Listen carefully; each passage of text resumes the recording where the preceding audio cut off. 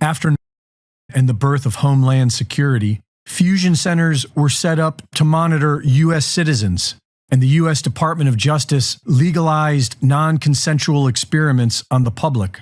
These fusion centers employ civilians to target individuals and harass them, intimidate them, vandalize their property, and interfere with their day-to-day life.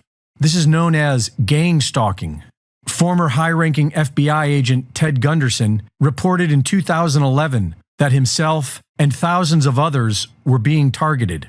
FBI agent Mike German confirmed this as well. Several federal agents have reported that they were targeting individual Americans, including people who were simply pro-life, and that they were pressured to put more people on their targeting lists to legitimize more federal funding. These Homeland Security fusion centers are able to put any American citizen on the watch list without any reason or due process. In 2012, NSA whistleblower William Binney reported that the feds are conducting comprehensive surveillance on nearly every U.S. citizen and targeting whomever they please. In 2014, Glenn Greenwald exposed the methods used to target individuals, such as hacking into people's social media accounts, posing as that person, and contacting their friends and coworkers. TargetedJustice.com is currently working on suing the federal government for targeting individual U.S. citizens with different high-tech weapons, including directed energy weapons.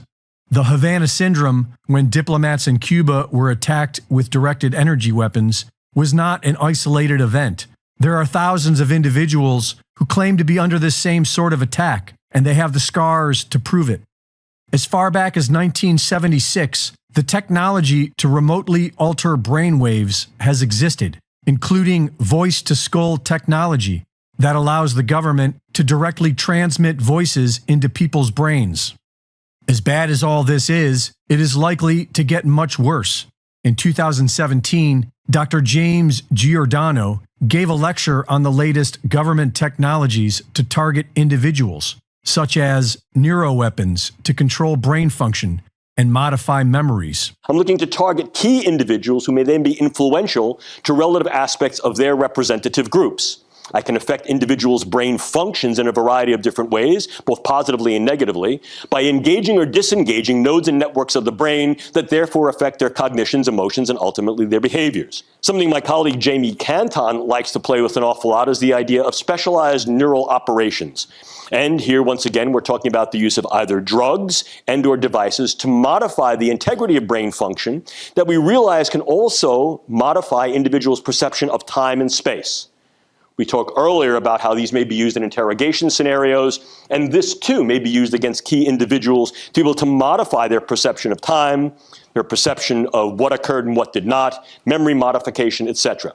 Nanoparticulates that can give an individual a stroke. So what we're able to do here is infiltrate the brain space with nanoparticulate matter that aggregates in situ, on site in the brain, and does one of two things: either penetrates from the vascular space, gets in through the bloodstream, gets in through the nose, through the mucosa, or infiltrates the vascular space and clogs it. What is the result? What's called a nanoparticulate stroke, or a hemorrhagic diathesis, fancy word, for it's a predisposition to individuals having brain bleeds.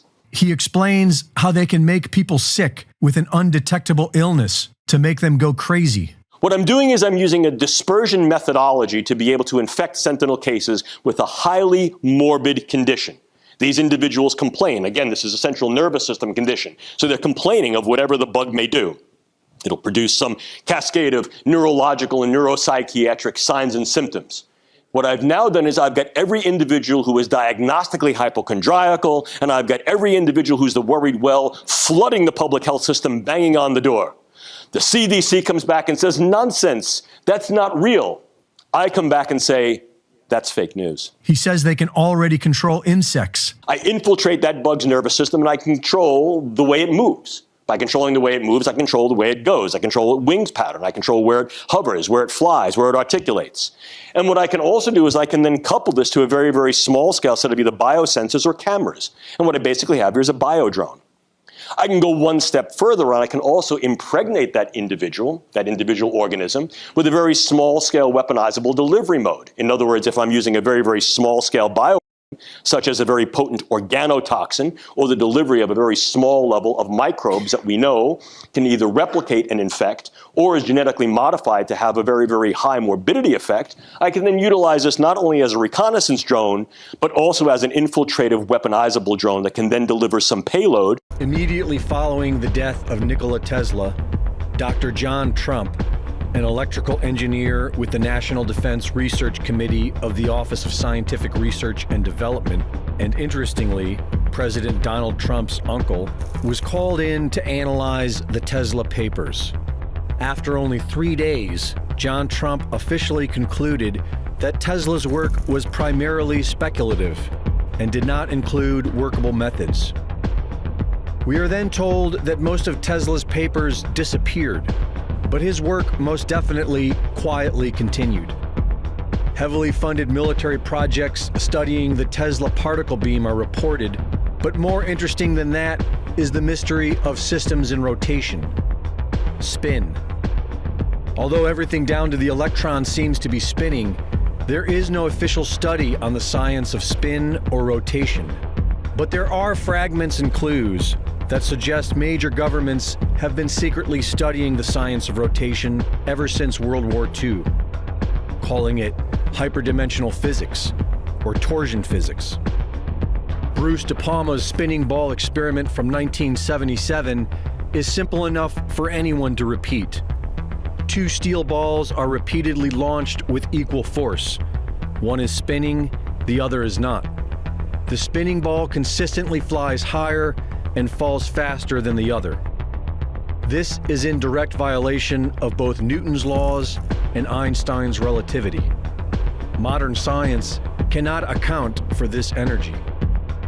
The top secret so-called Nazi Bell project allegedly involved 2 counter-rotating cylinders and produced anti-gravity UFO-like effects. And now the US Navy appears to be going public with this science. They claim to control inventions that change the fabric of reality.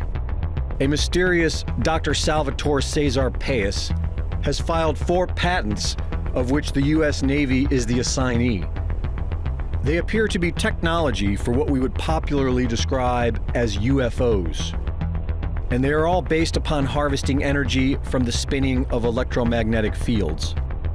These patents look very similar to what whistleblowers claim have been in production for years by weapon manufacturers such as Lockheed Martin Skunk Works. The same UFO-like craft that whistleblowers claim are being prepared to stage a fake alien invasion.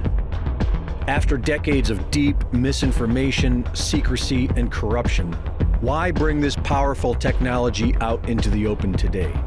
The chief technical officer of the Naval Aviation Enterprise claims that the U.S. needs these patents because the Chinese are already investing significantly in these technologies. So are they rolling all this out into the public to prepare us for a space-age war with China? The subtext to all this, of course, is that there is no energy crisis, only more lies and deceit.